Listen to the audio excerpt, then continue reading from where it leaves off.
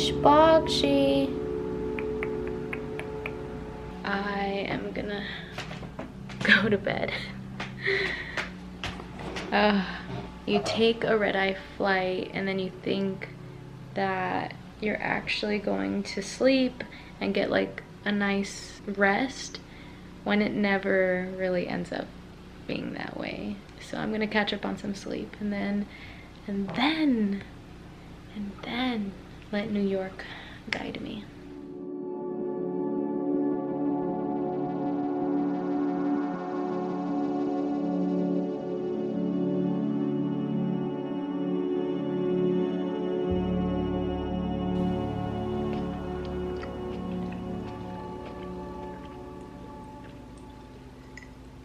Good afternoon. I am awake, I am alive, and I am in New York, baby, New York. Yeah, I took multiple naps and I am feeling jet lagged. That's the beauty of taking a red eye, and also, I guess, flying across the country. I just always forget like how much the time difference really hits you, you know?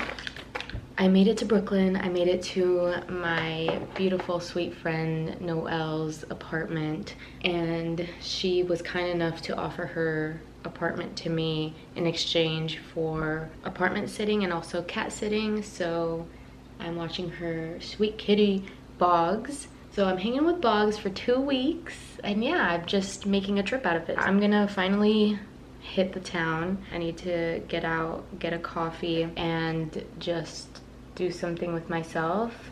It's crazy because my other friend Izzy is also here in the city, and he's my friend from LA, so it's kind of crazy. So yeah, I have a few things planned. I also don't have most of my time here planned out, so I mean, I've been to New York. This is probably my 5th time, so it's not like I'm new here, even though the city's always changing and I'm always in awe of it. It's not like I have like a million things to see.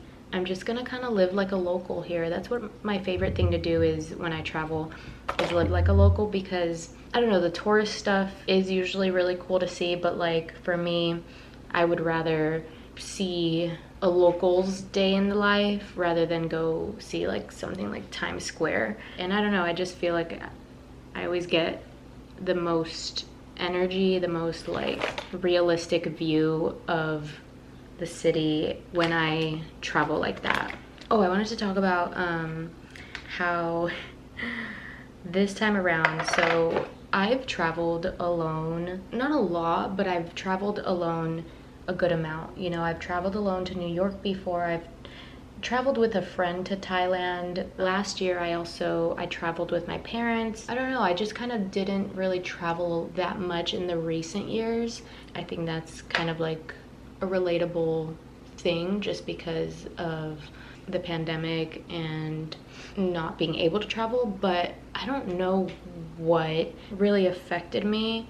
But this time around, when I was getting ready to travel here, I was getting really anxious and really scared, and that wasn't normal for me. I was like, why am I feeling like this? I'm usually like very excited and I don't really think about it too much, but this time around, I don't know, I have a theory that it's like the older you get, the more scared you are, which feels counterintuitive. I don't know, I think just also this year has felt really like turbulent in itself, so like any change shakes me up. I was really scared about flying this time around, and funny enough, we get on the plane, they tell us in the beginning of the flight that there's gonna be turbulence around the 3rd hour of our flight. Flying from LA to New York is about 5 to 6 hours. So they were like, the first 2 hours are gonna be smooth, and then when we fly over the Midwest, there is some like turbulent weather, and we take it very seriously. So just, you know, make sure you're strapped in with your seatbelt. And like, that was like the worst thing to hear for me when I was already so anxious, which like you can't, you know, expect a smooth plane ride all the time. You know, I remember hearing that planes basically fly themselves, puts you at ease, and then also doesn't because it feels like it's out of your control. But I think just recently with everything like coming out, I think with the excess of information of flying, of planes, of, you know, all types of things, you just start thinking like, oh shit, like what's gonna happen, you know? I was just like hoping and praying that it wasn't too bad and that we just got there safely. And I fell asleep for the first 2 hours, and then of course like I woke up right before we were about to hit the turbulent weather. But I was just thinking like how amazing, like it's good, it's the fact that we're prepared, like the fact that they know that this is coming, it's not like a surprise, so they're prepared mentally, physically, all the things. I fucking hate turbulence, of course. I remember when I flew to Thailand, I told my friend, I was like, I hate turbulence. And he was like, I think turbulence gets a misconception, like it's actually not really that dangerous. And I was like, yeah, but it just feels terrible. And then we flew to Thailand and there was really bad turbulence. And I remember after that, he was like, okay, that was fucking bad. It's terrifying. Like, especially when it's really bad, you know? And this time, it wasn't the worst I've experienced, but it still just like makes your heart and your stomach drop, you know?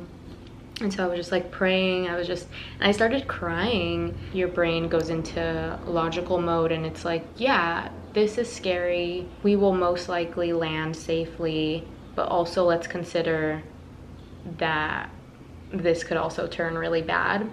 That's where my brain starts thinking about everything in my life, thinking about my family, thinking about my mom, thinking about my sister, my dad, my grandma, even though she's passed. But like the second time the turbulence got bad, I started crying about her because I was just like, please grandma, like don't take me yet, you know, like I really don't want to go. And it just made me even more grateful for life and for my life. And gratitude in general has really saved my life, has really helped me in the recent years so much. Just, you know, really practicing it. I think saying that you're grateful is one thing, saying thank you is one thing, but really like sitting with it and being grateful for like the smallest things, for like the smallest acts of kindness, for inanimate objects, for nature, for the sun, like for things that don't usually get expressed gratitude. I could have gone without the turbulence, but I think I kind of needed that reminder of like, life is scary.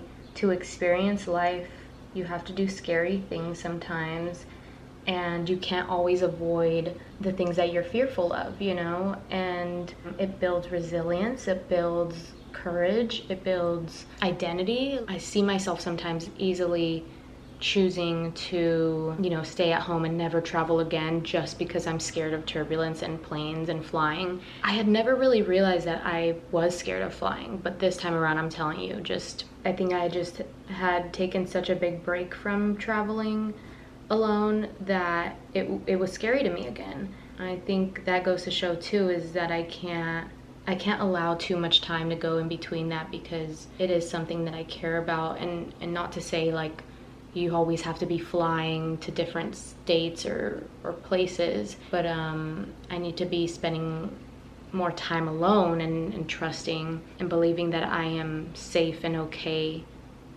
by myself as well, or that I'll always like be protected in one way or another. And if not, that's okay too. Like if my time comes, that's okay. I mean, I had such an intense fear of death when I was younger. When I was like 9, I would cry every single day. I would cry at school. I would cry when I got home, saying that I didn't want to die. And it was because my first observation of death was through a family member that really, their passing really affected my dad and my family and my parents. And seeing my dad break down the way he did like made me envision death as like this terrible, terrible, terrible thing.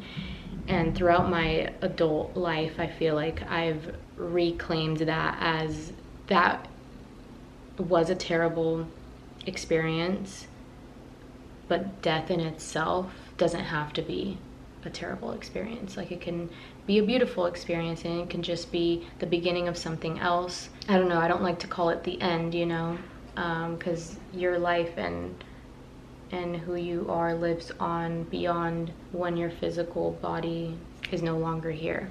But yeah, so those are my thoughts after landing safely, thank God.